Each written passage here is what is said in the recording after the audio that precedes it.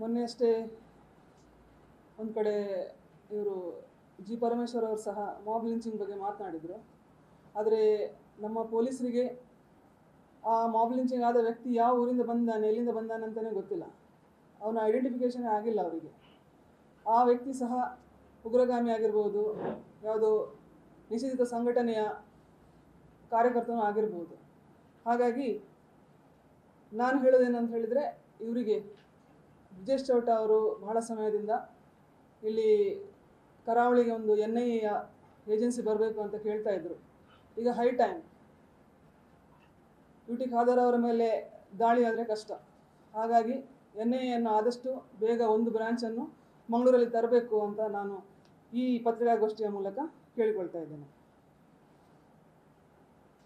UT Khader ಅವರು ಅವರಿಗೆ ಕೊಟ್ಟ ಪತ್ರ ಇನ್ನೂ ಸಿಕ್ಕಿಲ್ಲ ಅಂತ ಹೇಳಿದ್ದಾರೆ. ಸೊ ಅವರಿಗೆ ನಾನು ಇನ್ನೊಂದು ಪತ್ರವನ್ನು ಸಹ ಬರೆದಿದ್ದೇನೆ. ಆ ಪತ್ರದ ವಿಚಾರವಾಗಿ ಹೇಳೋದೇನಂತ ಹೇಳಿದರೆ, ಆ ಪತ್ರವನ್ನು ನಾನು ಅವರ ಸ್ಪೀಕರ್ ಅವರ ಇನ್ಫಾರ್ಮೇಷನ್ ಆಫೀಸರಿಗೆ, ಅಂದರೆ ಮಾಹಿತಿ ಅಧಿಕಾರಿಗೆ ಕಳಿಸಿರುವಂಥದ್ದು.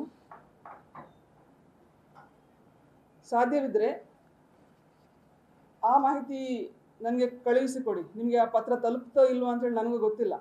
ಆದರೆ ನಾನು ಮಾಧ್ಯಮದ ಮುಂದೆ ಆ ಪತ್ರದ ವಿಚಾರವಾಗಿ ಹೇಳ್ತೀನಿ. ಯಾಕಂತೇಳಿ ನನಗೆ ಆ ಮಾಹಿತಿಯ ಅವಶ್ಯಕತೆ ಇದೆ.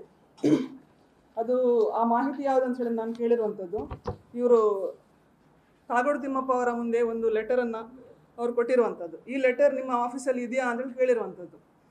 ಕಾಗೋಡು ತಿಮ್ಮಪ್ಪ ಅವರಿಗೆ ಸಿದ್ದರಾಮಯ್ಯ ಅವರು ಹೂಬ್ಲೋಟ್ ವಾಚನ್ನು ಹ್ಯಾಂಡ್ ಓವರ್ ಮಾಡುವಾಗ ಒಂದು ಪತ್ರ ಕೊಟ್ಟಿದ್ದಾರೆ. ಆ ಪತ್ರ ಸಂಖ್ಯೆ PSCM 269/2016 ಅಂತ. ದಿನಾಂಕ 2/3/2016 ಈ ಪತ್ರವನ್ನು ಕೊಟ್ಟಿರುವಂಥದ್ದು.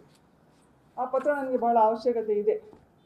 ಸೊ ಅದನ್ನು ನೀವು ದಯಮಾಡಿ ನನಗೆ ಕಳಿಸುವ ನಿಟ್ಟಿನಲ್ಲಿ ಸಹಕರಿಸಿ ಅಂತ UT ಖಾದರ್ ಅವರಲ್ಲಿ ಕೇಳಿಕೊಳ್ತೇನೆ. ಎರಡನೇದಾಗಿ, ಈ ಹುಬ್ಲೋಟ್ ವಾಚ್ ವಿಷಯ 2016 ಹೊರಬಂದಾಗ ಬೆಂಗಳೂರಿನ ಒಬ್ಬರು ಅಡ್ವೊಕೇಟ್ ನಟರಾಜ್ ಶರ್ಮಾ ಅನ್ನುವರು EDಗೆ ಮತ್ತು ಅಂದರೆ ಜಾರಿ ನಿರ್ದೇಶನಾಲಯ, ACB ಮತ್ತು ಲೋಕಾಯುಕ್ತ ಈ 3 ಕಡೆನವರು ದೂರನ್ನು ನೀಡಿದರು. ಈ ಸಂದರ್ಭದಲ್ಲಿ EDಗೆ ಕೊಟ್ಟ ದೂರಿನ ಬಗ್ಗೆ ಅವರು ಹೈಕೋರ್ಟಲ್ಲಿ ಒಂದು ರಿಟ್ ಪಿಟಿಷನ್ ಅನ್ನು ಸಹ ಹಾಕಿದರು. ರಿಟ್ ಪಿಟಿಷನಲ್ಲಿ ಆದೇಶ ಬಂದು ಏನು ಹೇಳಲಾಗಿತ್ತು ಅಂತ ಹೇಳಿದರೆ, ಇದು ಬಹಳ ಬೇಗ ನೀವು ಈ ರಿಟ್ ಪಿಟಿಷನನ್ನು ಹಾಕಿದ್ದೀರಿ, ತನಿಖೆಯ ಸಂಸ್ಥೆಗೆ ಅಂದರೆ EDಗೆ ಸ್ವಲ್ಪ ಕಾಲಾವಕಾಶ ಕೊಡಿ, ತನಿಖೆ ಮಾಡಲಿ ಅಂತ. ಇದು ರೆಪ್ರೆಸೆಂಟೇಷನನ್ನು ಅವರು ಕೊಟ್ಟಿರೋದು 2016. ಈಗ 2025, ಸುಮಾರು 9 ವರ್ಷಗಳ ಅವಧಿಯಾಗಿದೆ. ಈ 9 ವರ್ಷಗಳ ಅವಧಿಯಲ್ಲಿ ಆ ದೂರು, EDಗೆ ಕೊಟ್ಟ ದೂರಿನ ಬಗ್ಗೆ ಅಡ್ವೊಕೇಟ್ ನಟರಾಜ್ ಶರ್ಮಾ ಅವರು ಎನ್ಫೋರ್ಸ್ಮೆಂಟ್ ಡೈರೆಕ್ಟರೇಟ್ಗೆ ಕೊಟ್ಟ ದೂರಿನ ಬಗ್ಗೆ ಯಾವ ಕ್ರಮ ಕೈಗೊಳ್ಳಲಾಗಿದೆ ಅನ್ನುವ ಮಾಹಿತಿಯನ್ನು ಕ್ಯಾಪ್ಟನ್ ಬ್ರಿಜೇಶ್ ಚೌಟ ಅವರು, ನಿರ್ಮಲಾ ಸೀತಾರಾಮನ್ ಅವರ ಇನ್ಚಾರ್ಜಲ್ಲಿರೋ ಡಿಪಾರ್ಟ್ಮೆಂಟ್ ಅದು, ಅವರನ್ನು ಸಂಪರ್ಕಿಸಿ ಆ ಮಾಹಿತಿಯನ್ನು ಕನ್ನಡಿಗರಿಗೆ ನೀಡಬೇಕು ಅಂತ ಈ ಪತ್ರಿಕಾಗೋಷ್ಠಿಯ ಮೂಲಕ ಕೇಳಿಕೊಳ್ತೇನೆ. ನ್ಯೂಸ್ ಫಸ್ಟ್, ನಿರ್ಭೀತಿಯಿಂದ ನಿಮ್ಮ ಪರವಾಗಿ.